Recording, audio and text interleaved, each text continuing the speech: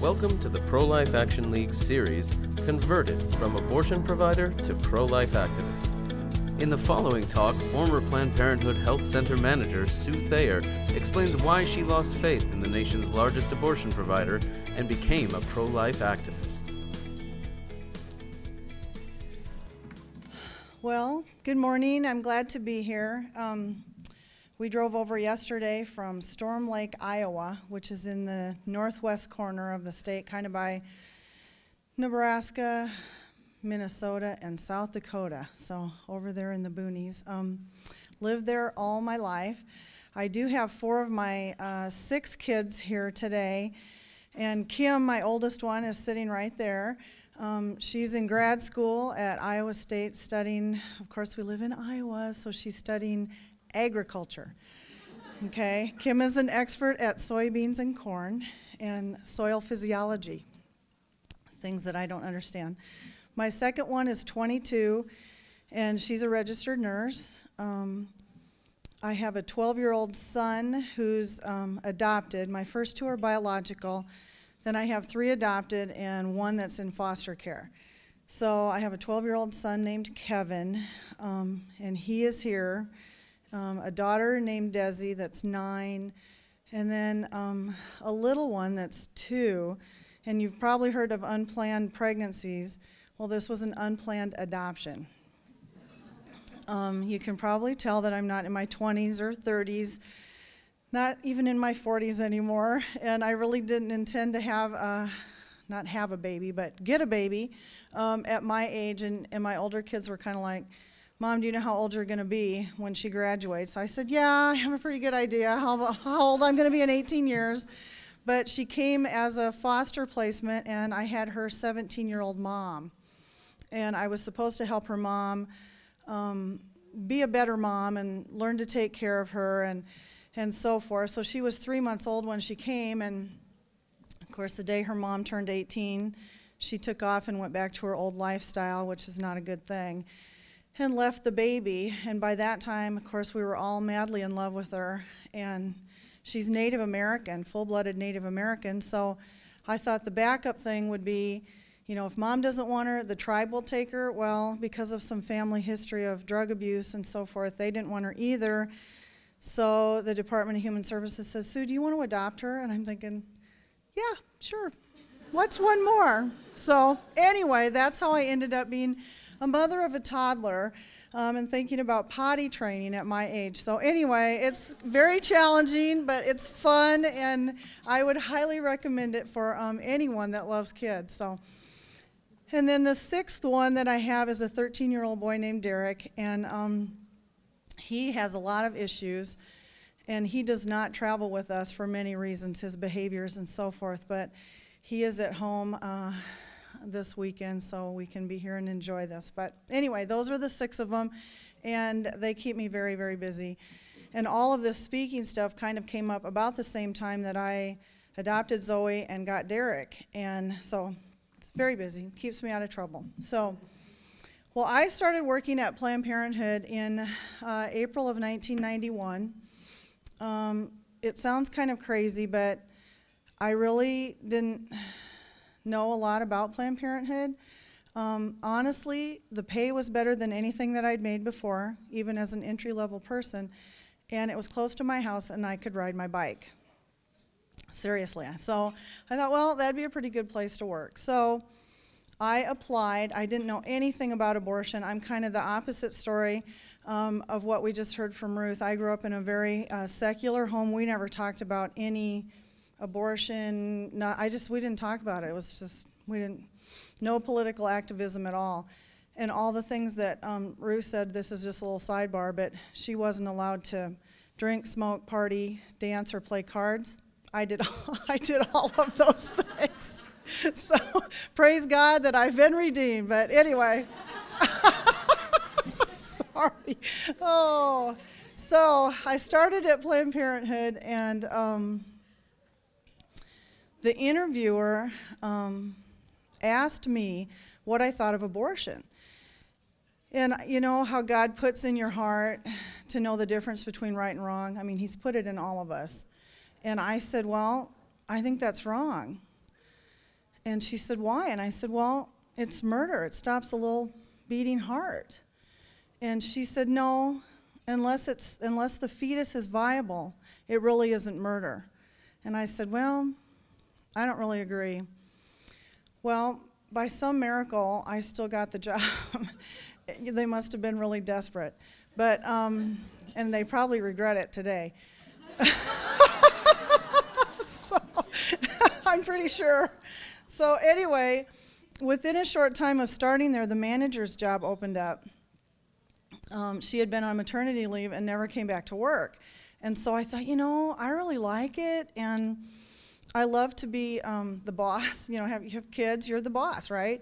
So I thought I could probably do that. And I had run like a hospice home health care business, so I thought that'd be a pretty good fit. So I applied, and lo and behold, I got the job as manager. So I was the center manager of the Storm Lake, Iowa Planned Parenthood Clinic, and everything seemed good. Within about a year of hiring, everybody was required to go to an abortion clinic and watch a day of surgical abortion. And I was still fairly naive about that. You know, it was a small family planning clinic in rural Iowa. We really didn't have very much to do with abortion. If a woman was interested in abortion, pretty much we gave her a phone number and said, you know, you have to drive to Des Moines to get that. That's the closest place, and that was about 3 hours. So really, we didn't have very much to do with it. And I felt good about that. Well, as I had to go to Des Moines and watch this day of procedures, you know, I got indoctrinated pretty quickly. Drove down without really understanding exactly what was going to happen. Probably within that day, I watched between 25 and 30 surgical abortions. And I remember the very first one I went in with, they had me stand with my back up against the wall right beside the door. And I said, why do I have to stand here? And she said, well, most people who watch this the first time faint. And I thought, oh, great, you know. So I really couldn't see anything because the bed was facing the other way, and I could hear it, which is enough. But I could hear the suction machine. So I didn't faint, and so they gradually let me get closer to the foot of the bed. But I remember asking the woman that I was following, you know, why is the room dark? And when the doctor comes in, you know, like the patient bed is here, and the doctor kind of goes around this way, kind of, you know. And I said, why is that? And she said, well, she really doesn't want anybody to know her. She doesn't want anybody to see her face. And I thought, oh. So finally, that day, I was actually watching the procedure at the foot of the bed by the doctor.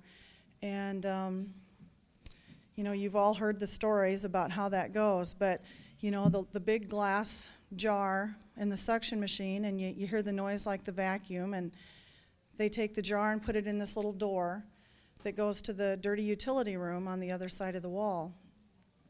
So we would go around into the utility room and take the big jar with the products of conception, or the contents of uterus. We never called it a baby or a fetus or even an embryo. It was that, the products of conception. Dump it in a big like Rubbermaid colander, rinse it with this big spigot thing, and then put it in a little glass jar and set it on a little, kind of like a little glass Pyrex bowl, a clear glass bowl. Set it on a shelf, and then bring this big light over the top and kind of look and see if they thought they got all the parts. And I remember one of the abortions, I said, why are there 3 arms? And the gal said, oh, it was twins. And of course, she was very cavalier about it. And I said, do you tell the mom? And she said, oh, no, it just upsets them. And I thought, oh. So I made it through the day, and of course, I had 3 hours to drive home. So it was time for me to kind of think about what I had seen. And I actually have had, since then, many people say, you know, if you saw that and you knew it was wrong, why did you stay? And I guess my answer to that would be, you know, I felt like working in a family planning clinic in rural Iowa was really a great way to prevent surgical abortion. And I kind of bought into the thing about, you know, Planned Parenthood does good work. Their mission statement was posted on the wall when I was hired, you know. In Storm Lake at that time, there was no place a woman could go that you could get discounted health care. And although they weren't a comprehensive clinic, they didn't do all care. They did, reproductive health care. And, women that couldn't pay didn't have to pay. And so I felt really good about that. So I stayed. I actually stayed for another almost 17 years after that and, worked in the family planning part of it. Fast forward to the end of about 2007, first part of 2008, and I was at a manager's meeting in Des Moines, and those were a very routine thing. The upper management dropped this bombshell at that meeting that they were going to be implementing a new program called telemed abortion. And I was kind of zoned out because whenever they talked about abortion at these meetings, it meant the larger cities in Iowa, Des Moines, Quad Cities, Ames, the larger cities that did surgical abortions. So I really wasn't honestly paying a whole lot of attention because I didn't think it pertained to me. And then they said, well, it's going to be in every clinic in Planned Parenthood of Greater Iowa. And I said, wait, you don't mean in these small rural centers? And they said, oh yeah. And they went on to explain that a doctor sitting at a central location in Des Moines at her computer terminal would be able to monitor abortions all across the state via webcam. So if a woman came into the Planned Parenthood Center in Storm Lake and she had a urine pregnancy test and it came back positive, we were instructed to say, we could take care of that for you right away today, 45 minutes in and out. And Iowa, like a lot of states, does not have any waiting period. So if a woman decides she wants to have a pregnancy or an abortion, she can do it right away that day, that minute. There's no wait period. So if a woman decided she wanted to have a webcam abortion done, a non-medical person like me, keep in mind I was the office manager, the center manager, and I did everything there, but certainly no medical procedures. We had an ARNP, a registered nurse practitioner, that did the exams. I hired and fired and scheduled appointments and answered the phone and did the billing and all of those things, but certainly nothing medical. But non-medical people in their new webcam abortion plan were going to be required to do transvaginal ultrasounds. And instantly, I knew that was a bad idea. And I raised my hand in the meeting and I said, what are the requirements to do ultrasound imaging? Because I'm thinking, surely you have to have a bachelor's degree in something about, sonograms or something. And my boss said to me, if you are breathing, you can do it.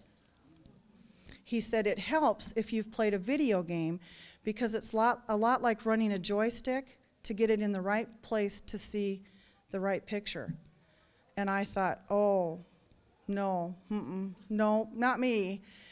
And so they went on to describe the rest of the procedure. After the non-medical staff member did this vaginal ultrasound, the image would be scanned by computer to the doctor at her terminal in Des Moines. She would have the capability there to determine if the pregnancy was 63 days along or less. And if it was, she could push a button on her computer that would remotely open this cash register drawer looking thing in my clinic. So because she opened the drawer, that constituted in their mind a physician's visit with that patient. She could see her via webcam. And she'd say, are you ready to have your abortion? And the patient could, ask questions or whatever. And so the patient would take the first set of pills out of the drawer, take them at the clinic in front of the doctor looking on, on the webcam, and then 24 hours later, take the next set of pills at home that starts the contractions.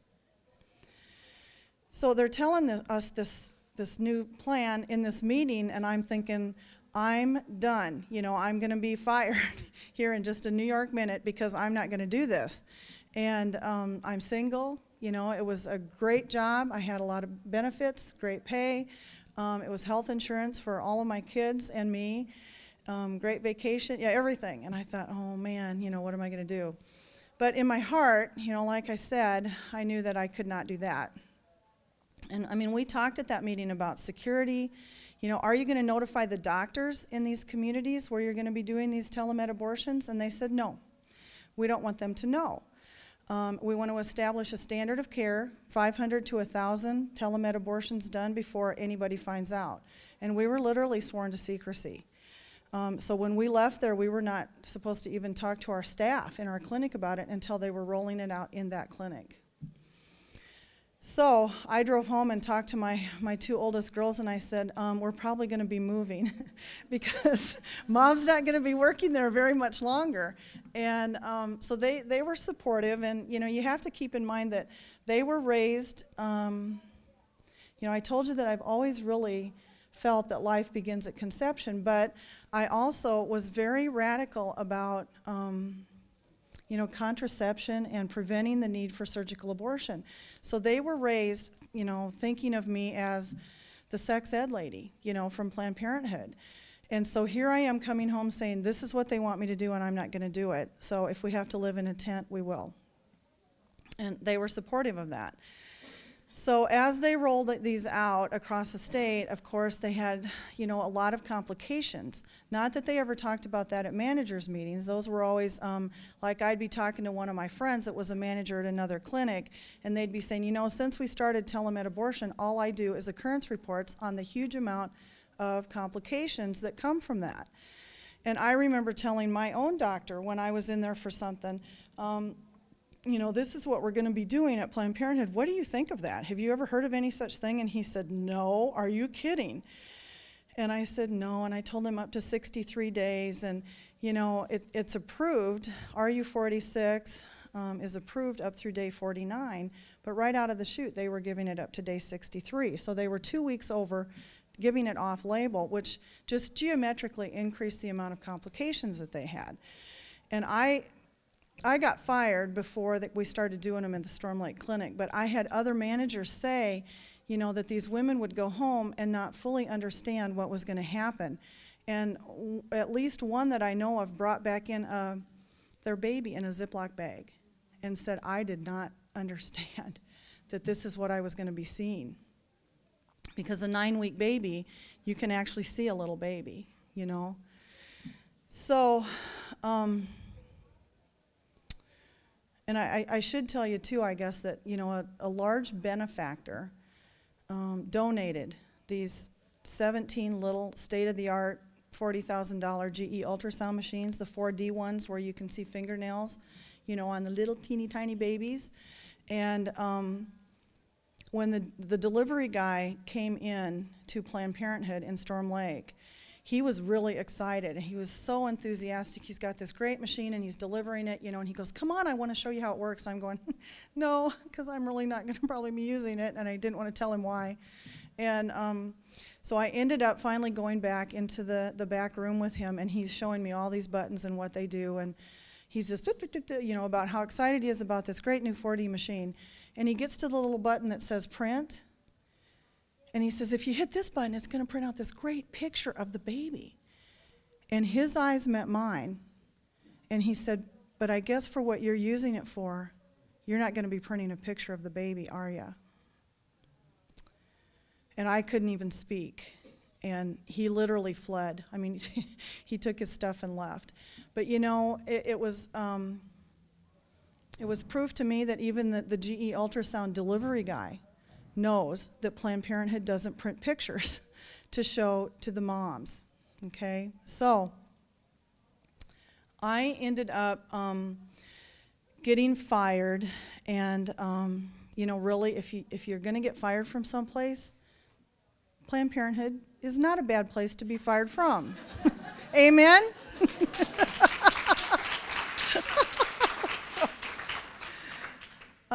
And I knew it was coming, and I was thinking, am I going to actually get to Sioux City to have to train to do these transvaginal ultrasounds and stand there and go, no, I can't do it, and then have them fire me there? Or is it going to be like this big public thing where they're saying you have to do it, and I'm going no, and lawyers are involved? And we had this deal in Storm Lake in 2002 with this deceased infant that was found in the recycling bin, and it ended up being a national controversy over the privacy of medical records, really. And of course, Planned Parenthood didn't turn over the women's records about their pregnancies. But because I was the manager there, you know, it kind of divided the town about, well, you know, she kills babies for a living, so of course she's not going to turn over these records. That's what some people thought. And other people were like, well, you know, we can't violate these women's, you know, records, because then that's going to be the end of privacy as we know it. And so it was very controversial and very, well, it was very much in the spotlight. And I really did not want to do that again. I mean, we'd had CNN call, and there was TV cameras outside the clinic and outside of my home, and I hate that, you know. I like to just be at home, and so anyway, I didn't want to go back to that, and so when I was finally fired, it was actually a relief. And I had spoken with Iowa Right to Life a little bit about what was going on there, because in my heart I could not believe that it was actually legal, that they were going to do that. And my boss assured me that their I's were dotted and their T's were crossed and nothing was going to stop them. But I thought, seriously, can this be legal? So I had contacted Iowa Right to Life, and when I was fired, I thought, ultimately, I've done my job. You know, I've told somebody about it, they can fix it. You know, they're the people that do this stuff, and so they can fix it. And I went home, and it was good. And I stayed there for a couple years, really. And we got along fine, and if I had to go to town, I would actually drive around the clinic, because I thought, you know, if I don't go by there, if I don't go down Erie Street, maybe I can forget about what I know is going on there. And keep in mind, nobody in Storm Lake knew it, because they don't make an announcement. They're just, you know, they just quietly start doing it, and they advertise it over the counter to the patient that needs the service. Well, my ostrich syndrome really worked for, a couple years, where I just kind of pretended like it wasn't happening. And the churches in Storm Lake have never really, they're not here so I can say this, they haven't always like played well together. You know, they're like the evangelical church, you know, doesn't always get along with the Catholic church, or they haven't done a lot of things together. You know, it's this church or this church or this church. And so like about 4 years ago, 2 churches went together and had a vacation Bible school. And all the people at these 2 churches found out that, wow, they're pretty nice people. So the next year we had 3 churches. And the next year we added a Hispanic church in Storm Lake. So there was 4 churches in the park with about 150 kids. And Storm Lake, our high school, is about 25% Caucasian. And the other 75% is a delightful mix of the nations that have actually come to Storm Lake. We have 2 packing plants there. And my own children, my 3 adopted children, are all different cultures. So anyway, there's all these kids in the park, and we're having this great time, and the churches are all getting along, and you know, it's just great. Well, this little man named Alan, who's in his 80s, lived in Japan for 40 years, and he comes up to me in the park, and I didn't know him, but he's a retired missionary. He says, "Are you pro-life?" And I said, "Yeah, I guess I am." And it was really the first time that I had said that. And he said, "Well, what can we do?" And, you know, God had been kind of nudging me to speak about it, and I'm an expert at ignoring him. And I really, you know, like I said, it worked for a couple years, but finally it was not really a nudge, and it was more of a shove, like either get going or else. And so Alan and I met with about 6 people that we knew were pro-life at a church in Storm Lake. And for the first time, I shared about webcam abortion, and they were stunned. I mean, they had no idea that that was going on right there in our town. And it was confirmation to me that I needed to speak out about it. And so they said, "Well, what should we do?" And I said, "Well, when I worked at Planned Parenthood, there was something called 40 Days for Life. And in the clinic, they call it 40 days, well, I won't say the word, but it's a bad word. Or I could say 40 days of torture or harassment. But they don't like 40 Days for Life. And so I said, well, let me look that up on the web and see, you know, what that's about. So this is like the first part of August. 40 Days for Life starts at the end of September, and it was like the cutoff for signing up. And there's like a little registration fee, and I thought, well, I could put that on my credit card and then tell the other 6 people what I had done. So I did, and they were fine with it. You know, they were like, well, we could give it a try, you know, and keep in mind, this is rural Iowa. There's, you know, no pro-life group. We've never even talked about pro-life stuff ever. and 6 of us. So we signed up for 40 Days for Life and met, about weekly. We had to decide about the prayer vigil. And if you know about 40 Days for Life, it's just a peaceful, prayerful presence in front of an abortion clinic. And there's no protesting, there's no, anger. It's trying to be the face of Christ to the workers and the women that are coming and going. And so in my mind, I'm thinking, well, we'll do it 15 hours a week because that's how long the clinic is open every week. Now keep in mind, when I worked there, it was open 30 hours a week, and I was there all the time. But they had cut the hours, and it was only open 15 hours a week. And so I thought, well, maybe we could cover 15 hours a week. And so I was trying to put it in the computer, so people can go online and sign up to pray, and I couldn't get it. So I ended up calling the national headquarters, and I got Lauren, who works there, and I was telling her, we just want to do it 15 hours a week. And she says, oh, maybe you should try for 12 hours a day. And I said, Lauren, you know what? We're in rural Iowa, and there's nobody here, and we don't have a pro-life group, and this is pretty much me and like 4 or 5 of my buddies, and we're trying to figure this out, and there was training modules, and I got all these kids, and it's like, I don't think I can do this. Well, she said, Sue, don't limit God. And I thought, okay. So I put I put it in for 12 hours a day, times 40 days, and I'm thinking 480 hours, this is not going to work. We are going to fail miserably. This is a testimony to my faith. I'm sorry, God. But anyway, I put it in the computer, and we live in a town called Storm Lake, and we have all those great big wind turbines, because it's Storm Lake. A breeze there is about 40 miles an hour, okay? It's windy, all right? And the night that we had the kickoff rally, night before the prayer vigil started, God sent this still, calm night. And we had 75 people show up. I mean, what a testimony to God's power and his hand being upon our efforts. And somebody brought along those little candles, that you use in church on Christmas Eve, and we lit those, and there wasn't even a breeze. And we stood there and we prayed and we sang Jesus Loves Me, and I knew it was going to be okay. And I have to admit, that I was very nervous about, I'm thinking, Lord, surely you don't want me to do this. That's where I worked, and people have seen me do these wild swings. I've lived there all my life. It's a small town. Everybody knows me. And I'm thinking, Lord, somebody else can head it up, right? Send somebody, please. And he's going, you, you.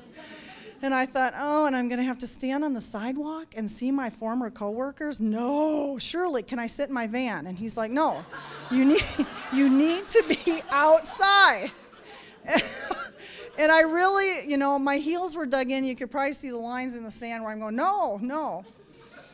But after we were there that night and all prayed together, I thought, okay, I think I can do this, Lord. And people were signing up for the prayer vigil, and we actually filled 480 hours. There was not a minute, yeah.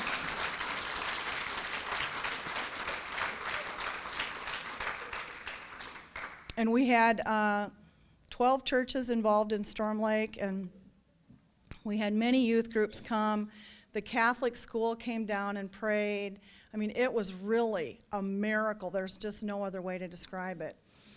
So we got through the 40 days, and we would often have worship down there on Sundays. After church, a bunch of us would head down from all different churches, and maybe somebody'd bring a guitar, and we got to know the neighbors next door, and they'd let us plug in a little boom box.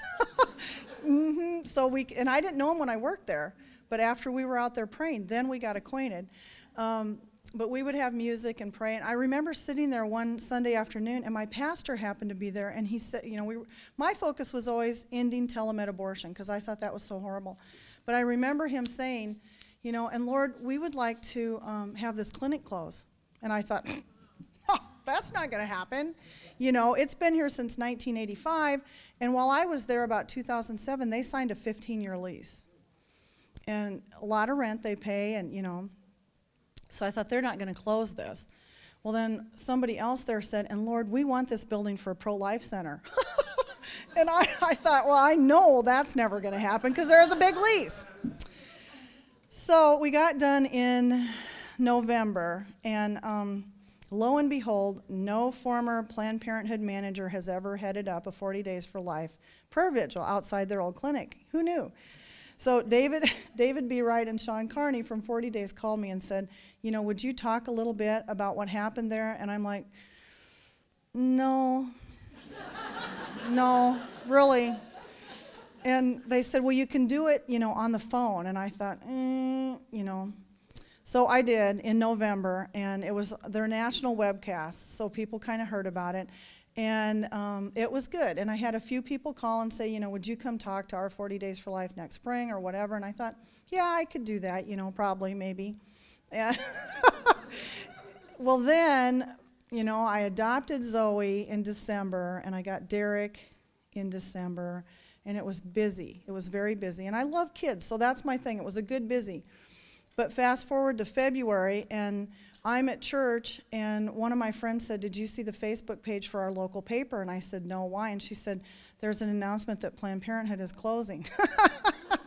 And I said, no, are you kidding me? And I mean, here, this is what we prayed for, and it happened, so then why would I be surprised? But I was, and so March 1st, they closed their doors. So it's a God thing.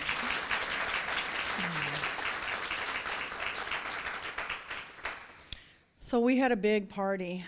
Sean and David flew in, and Jennifer from Iowa Right to Life came up, and it's March 1st, and it's northern Iowa, and I had never met David and Sean, and I was really excited to meet them, but we're doing all this stuff, and all these plans are going on, and people are coming, and it's very busy. Well, in pulls this little red Mustang convertible, and I thought, I wonder who that is. Well, 4 people get out of there, and I'm thinking, that is not David B. Wright and Sean Carney in that little fancy convertible, is it? Well, sure enough, that was the only car they had left. And so they drove up from Des Moines in this red convertible, and we had this great party to celebrate really what God had done in Storm Lake. And but what that did was kind of up the ante as far as, the publicity that Storm Lake had gotten because the clinic closed, and really, since then, I've been blessed to be able to share, more about it. And I actually spoke in Wisconsin the day after Zoe's adoption. And I flew in there, and they were trying to pass a bill on webcam abortion. And they wanted me to testify before the Senate. And way out of my league. I'm thinking, testify before the Senate? Are you kidding me?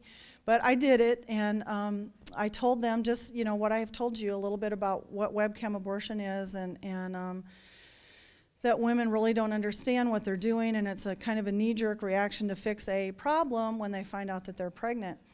But I remember it was kind of like being in court with the judge, like the judges up here, only it was senators, and I'm sitting down here, and there's all these microphones, and there were Planned Parenthood people there, and I found out they do not like me at all.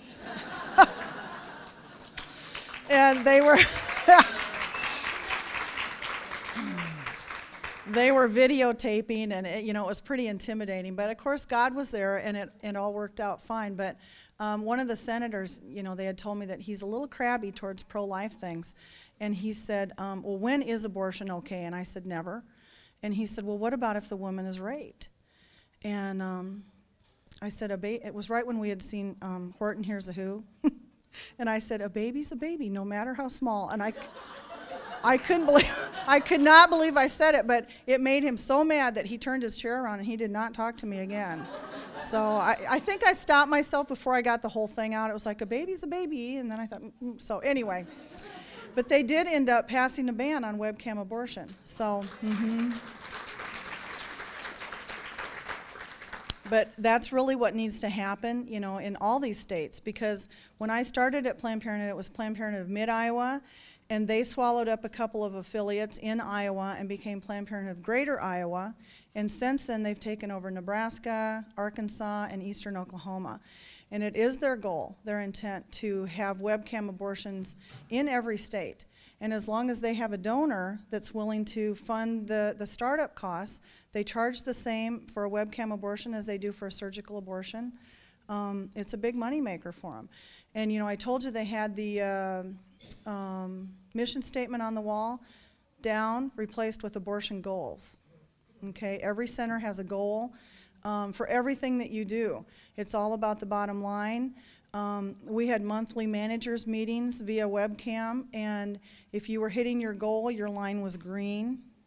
We had goals for pregnancy tests, STD screening, everything. If you were like 5% below of your goal, it was yellow, and if you were 10% or more, it was red. And abortion was just one of those lines.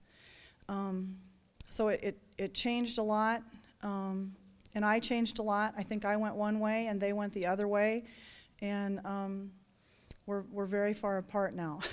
So anyway, I guess with that, I would ask, it's okay to ask if there's questions?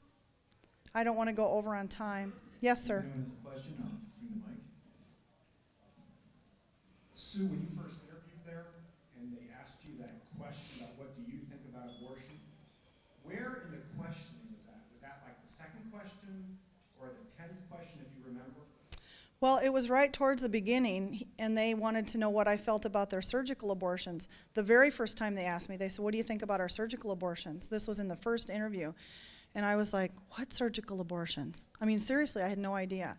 And then when I realized that that is what they did there, you know, I knew that abortion was wrong. And, you know, just like Dr. Levatino said, you know, you do it because it's just what you're doing. And you don't really think about it. And I sat in that counseling chair for 18 years. I heard every conceivable reason why a woman cannot be pregnant. You know, my dad's going to kill me.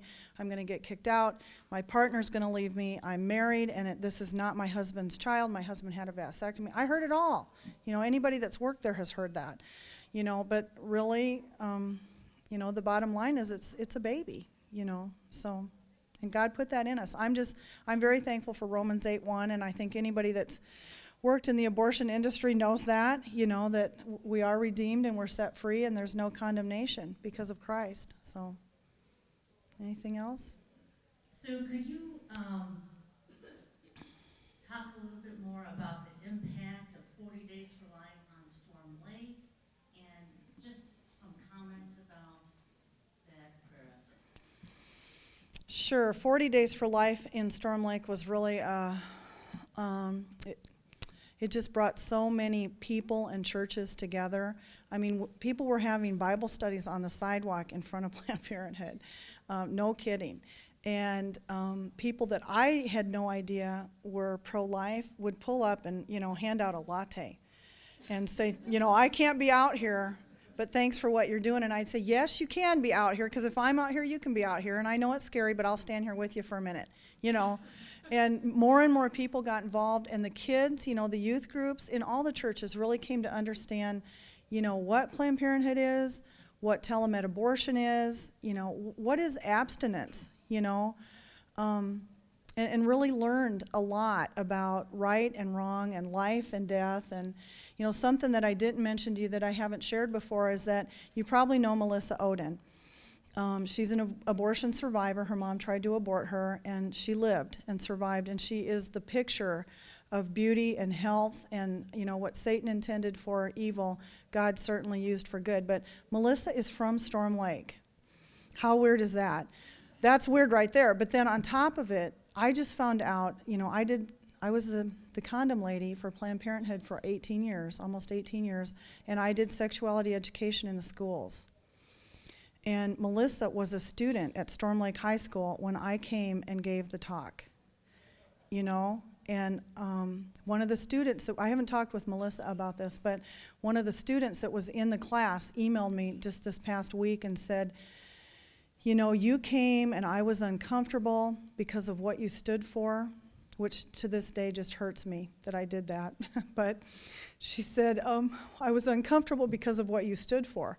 And after you left, the next day they got in this heated debate about right to life and abortion, you know, what's right and what's not. And she said it was very heated in the class.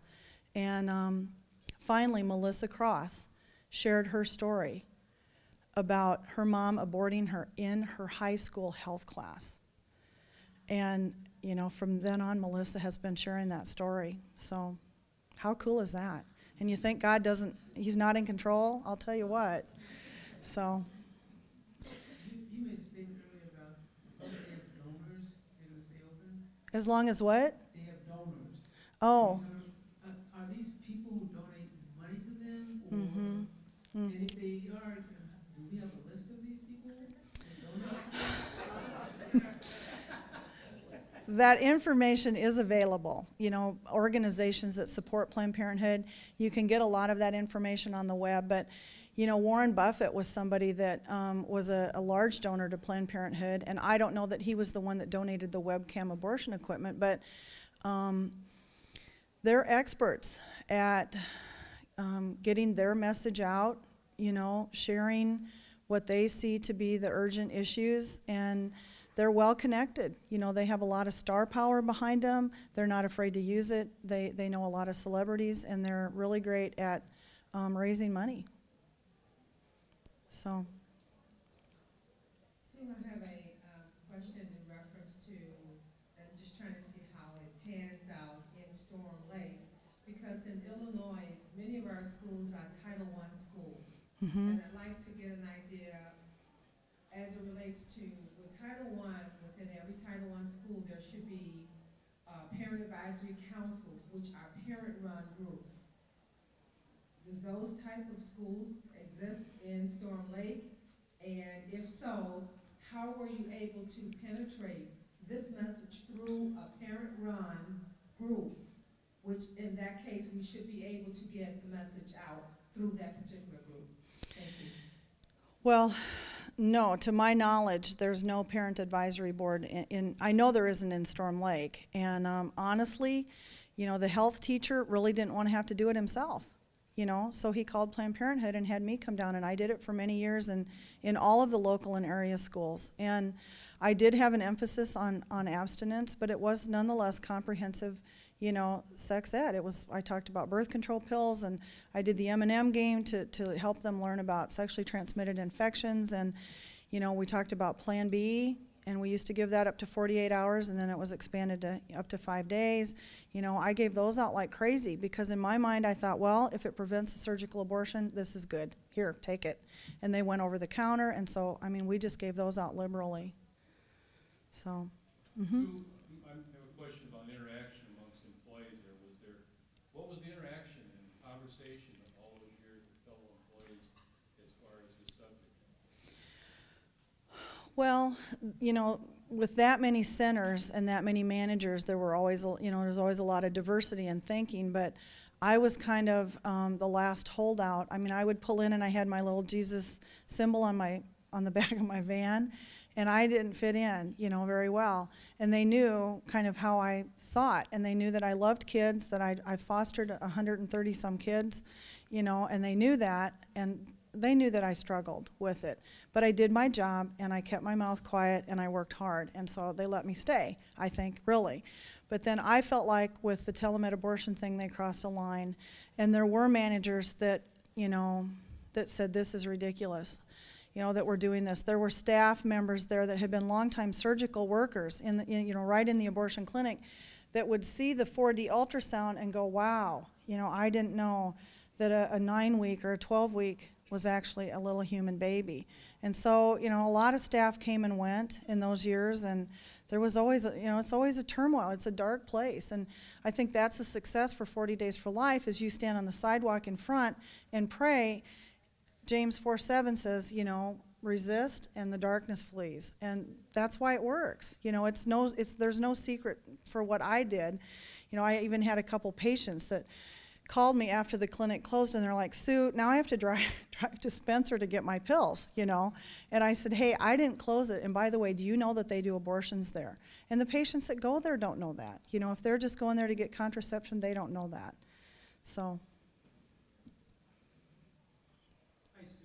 Hi. I know one of the things you mentioned was about, that you heard basically through the grapevine, because it was never officially published, was about all the complications from the RU46 abortions. Mm-hmm.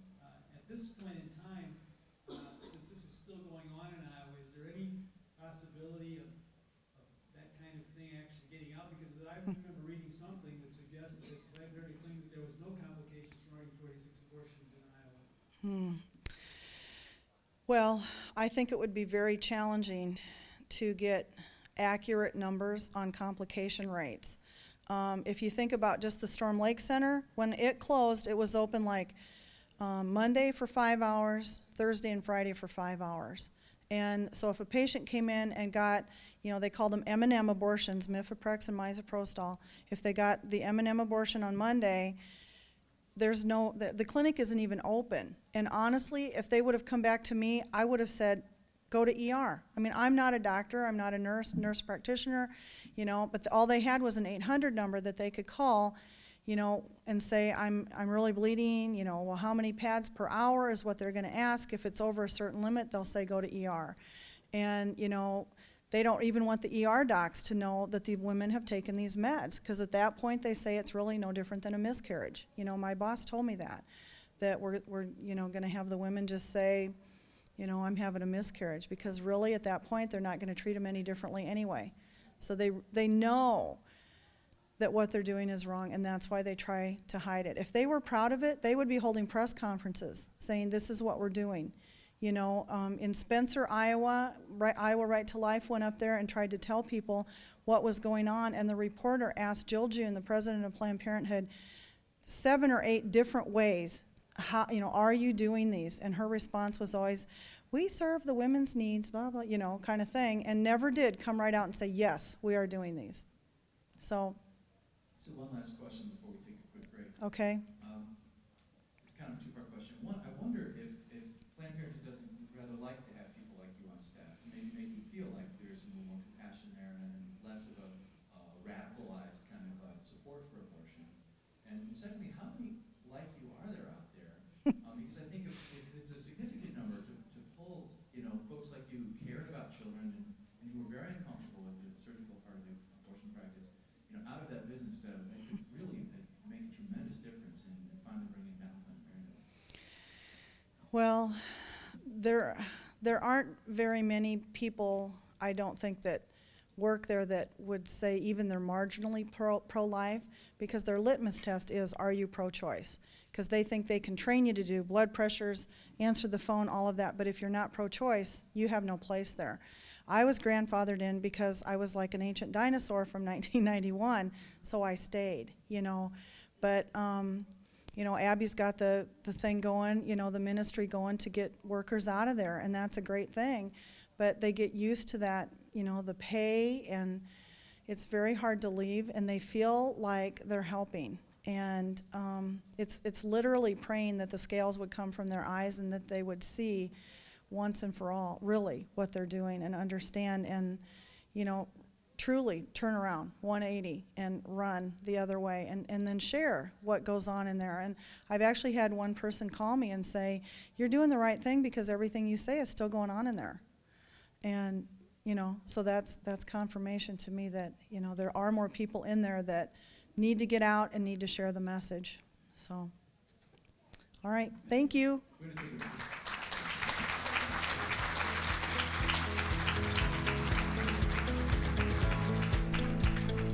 Thank you for listening to this talk from the Pro-Life Action League's conference, Converted from Abortion Provider to Pro-Life Activist, held on September 22nd, 2012 in Chicago, Illinois. For more talks from this conference or more information on the work of the Pro-Life Action League, visit prolifeaction.org.